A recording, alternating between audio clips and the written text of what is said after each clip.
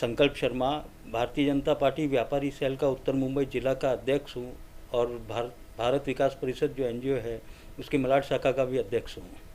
Sir, कल हमने देखा ब्लड कैंप का, सर कैसा रिस्पॉन्स रहा, क्या कुछ कहना चाहोगे इसको? कल का ब्लड कैंप हमने बहुत ही शॉर्ट समय में आयोजित किया था।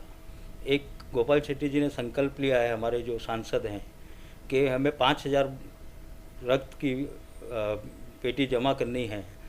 तो उस संकल्प के तहत पूरे उत्तर मुंबई जिला में अलग अलग जगहों पर कार्यक्रम चल रहा है। उसी के तहत एक कार्यक्रम हमने कल रामश्याम बिल्डिंग में रखा था। इसमें हमने 1 तारीख को डिसाइड किया कि 7 तारीख को ये कार्यक्रम यहाँ लेंगे। उसमें मैंने पूरी टीम भारतीय जनता पार्टी व्यापारी सेल उत्तर मुंबई जिला, फिर हमारे मलाड विधानसभा की जो यूनिट है उसने, और भारतीय जनता पार्टी महिला मोर्चा मलाड विधानसभा दीप्ति सोमपुरा अध्यक्षा हैं, उनके सहयोग से ये कैंप का आयोजन करने का हमने तय किया। और बहुत ही कम समय में हमने मीटिंग ली, जूम पे मीटिंग ली। अभी जैसा लॉकडाउन चल रहा है तो सब मिल नहीं पाते हैं, पर हमने एक जूम पे मीटिंग का आयोजन किया महिला मोर्चा की, व्यापारी सेल की, और सभी जितने कार्यकर्ता हैं सभी से रिक्वेस्ट भी की कि आप सिर्फ 5-5 जन अपने साथ में लाएंगे ब्लड डोनर्स तो हम कुछ अचीव कर सकेंगे। अभी तक की जो रिपोर्ट थी कि कभी 40-50 के करीब ब्लड यूनिट्स जमा हो रही थी, पर कल हमारा एक अचीवमेंट रहा कि सबका साथ था, सभी कार्यकर्ता हमारे साथ थे और सभी ने अपना अपना जो फर्ज था कि 2-5 सब लेके आए, तो उससे हम 107 यूनिट जमा करने में सफल रहे। ये ब्लड का ये भी है, उन्होंने जो दिया है हमें ब्लड बैंक ने, और ब्लड बैंक वाले खुश भी हो गए कि हम इतनी तैयारी में नहीं आए थे और हमें वो बाइंड अप करना पड़ा कल का ब्लड बैंक। बाद में भी बहुत जन डोनेशन के लिए आए थे तो उनको हमने वापस भेजा कि हम फिर एक ब्लड कैंप का आयोजन करेंगे, तभी हम और भी लेंगे। तो वो क्या है कि उनसे मेरी बातचीत हुई कि आप इतना कम क्यों लाए, तो उन्होंने बोला कि हमारा एक्सपेक्टेशन रहता है कि कोई भी पार्टी कभी ये ब्लड कैंप रखते हैं तो 50-60 ज़्यादा से ज़्यादा होता है, तो उसके हिसाब से हम 100 लाए थे, 110 यूनिट लाए थे। पर यहाँ पे इतना अच्छा रिस्पांस मिलेगा ये उनको भी अंदाज़ा नहीं था, तो उस हिसाब से कल हमारे कुछ 10-15 जन लौट के भी गए, हमें बंद करना पड़ा वो यूनिट कम होने की वजह से। फिर अभी कल वही बात हो रही थी तो एजमी के लोग भी आए हुए थे कल, हमारे व्यापारी सेल में हैं, हिमांशु मानिक करके हैं, तो उन्होंने बोला है कि हम इजमीमा में रखेंगे और वहाँ पे इससे बड़ा करेंगे और कुछ 125 यूनिट हम जमा करने की सोच रहे हैं उधर, ऐसा अंदाजा है, टारगेट है एक। कोविड सेंटर जो खुला है वहाँ भी अपने को कोविड सेंटरों में हम मदद कर रहे थे, पर अभी 2 दिन से सरकार ने एकदम उसको ये कर दिया है, तो हम वहाँ पर भी पानी, फ्रूटी, ये जो लाइन में लोग खड़े रहते हैं ऐसी मदद हम करते हैं। फिर कोविड केयर सेंटर जो खुले हैं, कोविड केयर सेंटर में भूराबाई हॉल आरोग्य भवन में खुला है, तो भारत विकास परिषद के माध्यम से वहाँ पर कुछ 117 बेड हैं, तो उसके लिए बेडशीट, कंबल जो ओढ़ने की चादर होती है वो दी है, और जो एक पेशेंट को किट लगता है, ब्रश है, उसके अंदर साबुन है, कंघी है, तेल है, ऐसा एक किट बना के सब पेशेंट्स के लिए दिया है। उसके अलावा हमने वो काढ़ा आता है, काढ़ा जो यूज़ करते हैं सुबह, वो काढ़े की बोतलें दी है सब पेशेंट्स के लिए, और उनको कहा है कि अगर और भी आगे कुछ ज़रूरत रहेगी तो हम उसमें भी उनकी मदद करेंगे। आपने और भी कई सारे काम किए हैं, अब सेवा के लिए है, मतलब बड़ी बात नहीं करनी चाहिए, लेकिन फिर भी क्या तो हमारा भारत विकास परिषद के माध्यम से, मलाड पश्चिम शाखा का मैं अध्यक्ष हूँ, तो उसके माध्यम से हमारा एक परमानेंट प्रोजेक्ट है कि जो झुग्गी झोपड़ियों में जो बैकवर्ड एरियाज़ है वहाँ पर टॉयलेट की बहुत इश्यूज़ होते हैं।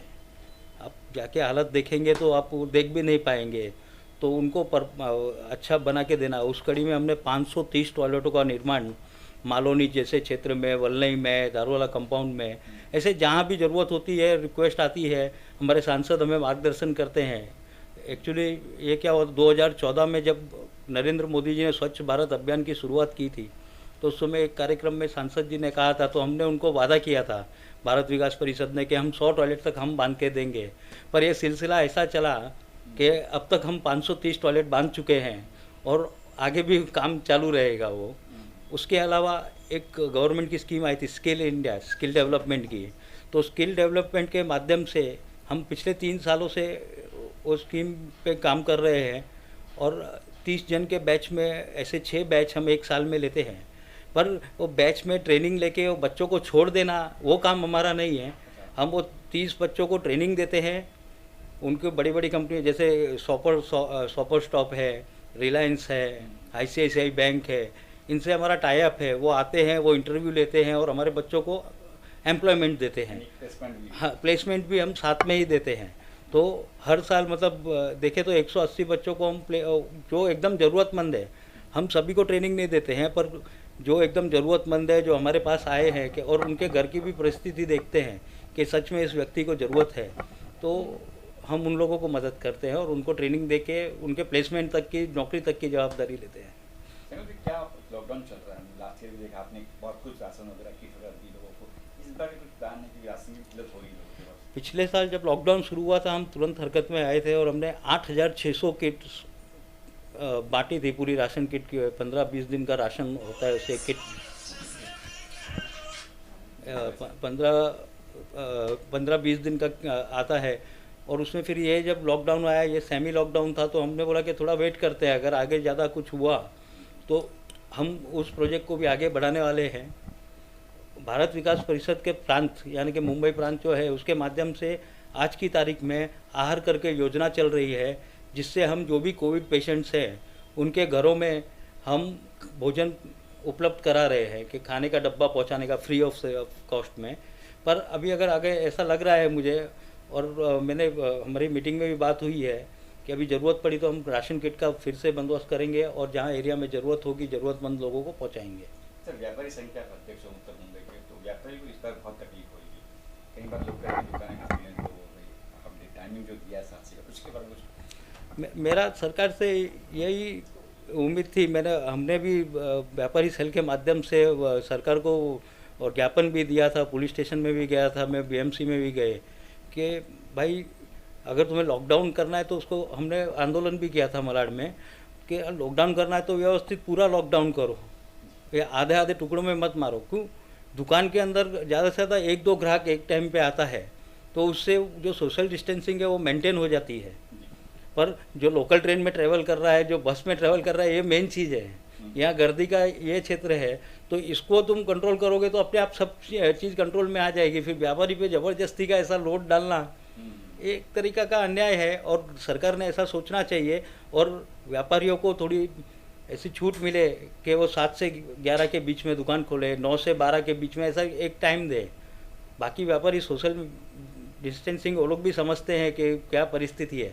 पर साहब, आज अगर वो व्यापारी पहले हम व्यापारियों से पैसा जमा करके लोगों की मदद करते थे, पर वो खुद कुछ नहीं करेगा तो फिर मदद कैसे करेगा? संकल्प, क्या संकल्प है आपका कि क्या? हमारा संकल्प, हमारी टीम का पूरी का यही संकल्प है कि हमने अच्छा काम करना चाहिए, भगवान हमसे अच्छे काम करवाए, किसी का बुरा नहीं हो हमसे, सोसाइटी को हम क्या दे सकते हैं हमने अपने माध्यम से देना चाहिए। बस यही संकल्प लेके हम आगे चलते हैं कि अच्छे काम हुआ हमारे हाथों से। लगता है कि शिवसेना सरकार कहीं ना कहीं से विफल हुई है कुछ काम, अपने जो काम जो उन्होंने बात, कहीं ना कहीं सरकार का थोड़ा तो इश्यूज है ही है। शिवसेना सरकार कहीं ना कहीं ये चीज़ लागू करने में बराबर, जैसे वैक्सीनेशन सेंटर खुल गए हैं, वैक्सीन जैसा मैं पेपर में पढ़ता हूँ तो उसमें से ऐसा है कि सेंटर से इतने डोज आए हैं, पर यहाँ से कभी हम वैक्सीन सेंटर में, मैं बैठता था इधर, जो मैं बता रहा था आपको, वैक्सीनेशन सेंटर में हम लोग पानी वगैरह देते थे, लोगों की सुबह 4:30 बजे से लाइन लगती थी साहब। वैक्सीनेशन सेंटर 9-10 बजे खुलता है, तो बहुत तकलीफ होती थी। यहाँ तो उनकी व्यवस्था करें, यहाँ तो फिर परफेक्टली ऑनलाइन सिस्टम बैठा है कि भाई आपका ये टाइम है तो आप ये टाइम पे आए, अपना वैक्सीन लें और चले जाएं। या फिर जैसे बड़ी बड़ी सोसाइटियाँ हैं, उनके अंदर हम एक ऐसा भी कर सकते हैं कि अपना गवर्नमेंट ऑफिसर जाए, कि एक जैसे बूथ सिस्टम होता है इलेक्शन में, एक बूथ को आज कंप्लीट करना है, तो बूथ के जितना वैक्सीन ले और वो सोसाइटियों में करे तो वो एक आसानी हो जाएगी, सोशल डिस्टेंसिंग मेंटेन हो जाएगा और रोड पे भीड़ भी नहीं होगी। वैक्सीन मिल नहीं रही है आजकल की, केंद्र सरकार वैक्सीन नहीं दे रही है, हमको प्रोवाइड नहीं करवा रही यहाँ पे। या क्या होता है कि ब्लेम गेम्स रहता है कि मैं मेरी कमियां छुपाने के लिए अपने ऊपर वाले के ऊपर थोप देता हूँ, तो ब्लेम गेम चलता ही रहेगा, इसका कोई अंत ही नहीं है। आखिर में क्या संदेश देंगे आम जनता को, आम लोगों को? मैं सभी से यही बोलूँगा कि ठीक है, कोरोना भी एक आम बीमारी की तरह ही है, ज़्यादा पैनिक मत हो, आपको थोड़ा भी ऐसा लगता है तो आप जो उसके नियम बताते हैं, जैसे स्टीम लेना है, ये है, डेली प्रैक्टिस करो। क्योंकि आजकल तो खांसी होती है तो भी लोगों को कोरोना का ऐसा डर लग जाता है। तो कुछ भी डरने की बात नहीं है। आप लोगों को कुछ है तो ऐसे लाखों सामाजिक संस्थाएं हैं जो आपकी सेवा के लिए खड़े हैं। तो आप बेफिक्र होकर अपना डेली का काम करें, जो नए नॉर्म्स आते हैं उनको फॉलो करें और एकदम शांति बनाए रखें, पैनिक मत हो कोई भी सिचुएशन।